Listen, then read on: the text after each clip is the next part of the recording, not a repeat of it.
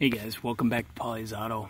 I'm back on this GMC with the sub-harness issue in the steering wheel, and you can see we ended up going with a harness. We got it for about $50 right from GM. Pretty cool, comes with everything. So I'm gonna take you along, we'll get it replaced. I'll try to show you everything as best I can, but it's pretty straightforward. We're just going to pull the steering wheel here, pull that nut and rip her off. There is a index mark on the steering sector, so you know there's no need to worry about marking anything. So it's pretty straightforward. We'll pull the steering wheel off and we'll get this thing disassembled, route the harness, and get this guy fixed up. So stay tuned. Alright, she's off. The nut is a 21 millimeter. Now if you look, there's that index mark I was telling you about, and if you look there actually is a alignment spot, keyway, so to speak, in the shaft itself, so you really can't screw it up. The key is not to rotate anything and be as careful as you can. Now you do need to get the horn connector out. Right there, it's spring loaded, comes right out of the clock spring. Makes its contact right down in there, so you got to be careful when you're pulling that out so you don't damage it. You can see little locking tangs there on the end of it, the plastic. So she's off. We're gonna take out this bracket so we can get access to the harness, and we'll get her routed. Alright guys, so all you're going to do is you're going to take off these two Torx from the back side of the steering wheel. They're little tiny Torx screws. Remove this plastic shield, and now you can see we have access to our harness. Now, I'm not sure what size Torx they are, guys. I didn't really pay attention. It's a Torx. Right there. That size. There you go. Alright, so next step is we're going to pull out the buttons. We will pull out all the buttons. All those do is slide out, and then we'll disconnect the connectors from them, and we'll start routing. So to get out the buttons, all you're going to do is get yourself a little flat blade screwdriver, and carefully, and I do mean carefully, just go around the rubber there on the wheel and slowly work these out. They'll come right out just like that. You'll see where they connect. Just be careful. Push in the tang. Give her a little wiggle. She'll come right out. Pretty straightforward, guys. Alright, I got all the switches out. You can see them all laid out in order there. And you can see they're all out. Now what we're going to do is we're going to release the harness, of course, and get the new one laid in. Alright guys, so it's important to remember that you orientate. The new harness is all routed, but you need to make sure you route it correctly. You know, get all the right connectors down, obviously, where they go, but make sure that you route it under these hold downs, because if you don't, and this isn't laid in here right, and you go to put that steering wheel back together, you know, you're going to have the potential to rub through the wiring and damage it. So, very important that you get it secured in there properly before you go reefing her back on. The other thing is on all these switches in their connector female side, I will put just a little bit of dielectric on there just to protect them from moisture. And the other thing, I'll put some dielectric on the splines here for the column to make it easier for the next guy who might have to remove it. So some things to keep in mind. I'm going to go ahead and put this together. I'm not going to show you any more until we get the steering wheel on. One more thing, actually.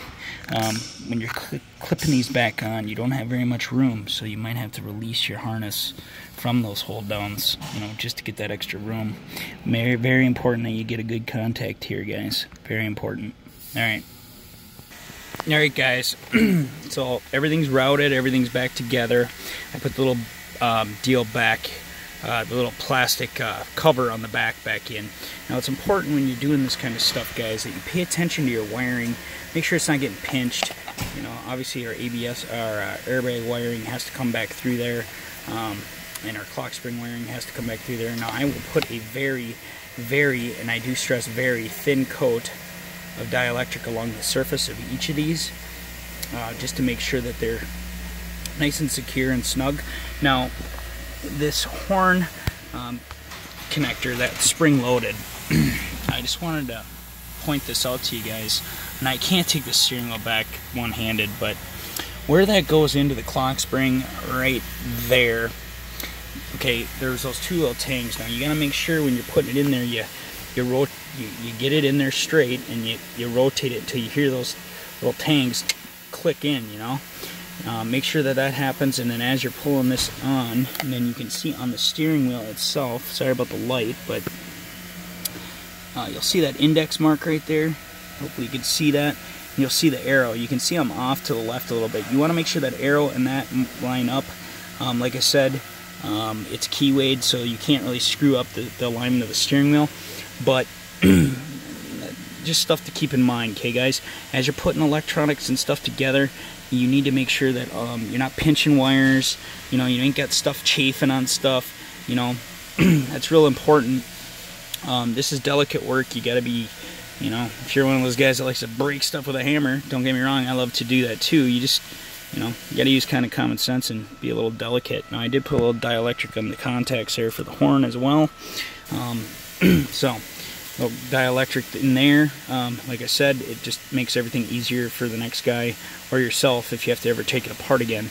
Now, I'm gonna go ahead and put this on. We're gonna, you know, put the nut back on there, and we'll run her down with the old impact. Now, when you run her on with the impact, just go until it's snug, guys. You know, you don't have to get crazy with it. I know there's a torque spec. I don't ever torque them to spec, guys. I just don't. I've done enough steering wheel work that I know what good is. So just use common sense. Pretty straightforward. So I'm gonna get this assembled, and then we'll test it. Make sure everything, all of our buttons on the steering wheel work, and we'll go from there. Alright, everything's in, with the exception of the horn. We'll check that after, but something to keep in mind, the seek and the volume button don't work, nor do any of these, because we have an aftermarket radio. So just keep that in mind. Obviously I would check it if it had the stock radio. Now, the one in question, obviously we can scroll to our vehicle settings. There's our elevated idle. I'm going to hit the enter button, or the select, and there it's on, off, so clearly our repair worked. We want to check our trip buttons. Okay, let's scroll through the trip. There's our odometer. Let's go to oil life. Yep. So the bottom and the top button are both working just fine. So that is a fix, guys. The last thing we need to do is, once we put the airbag back in, we need to make sure our horn works, of course. And then we also need to fix that wire that we have pierced under here. And we'll put all this back together, and we will be good to go. Now, my last note I want to make on this, guys, is just when you're working on newer cars or whatever, dash work, plastic, and I'm not trying to preach, but I see it a lot. You got to just take your time, be gentle. Stuff gets old, it gets brittle, you're gonna break stuff, it happens. Nobody's perfect on that, but you gotta be very careful with the stuff. A lot of times if you're just take your time, be patient, stuff will come apart nicely for you, alright? So let me get this horn in, and we'll check that. We'll clear all the codes out of it, since obviously we set a bunch of them, and we'll go from there. Alright, she's back in. Horn works. Alright, guys, we're done. She's back together. Just gonna do a quick code scan, or a code clear rather, on this. And of course my scanner's taking forever. We're gonna do a quick code clear, just so the next guy doesn't have to look at all our garbage we left for him.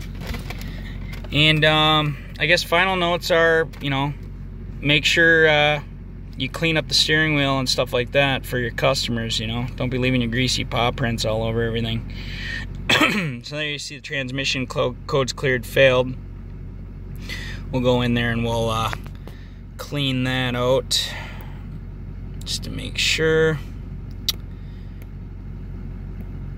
And, you know, pretty straightforward, guys. It's fixed. Just to make sure, we'll go back and we'll do a quick code scan of all our modules and make sure we got them all. Alright, so that's pretty much it, guys. Appreciate you watching. Hope that was a good follow-up for you. Not much more. Take care. See you on the next one.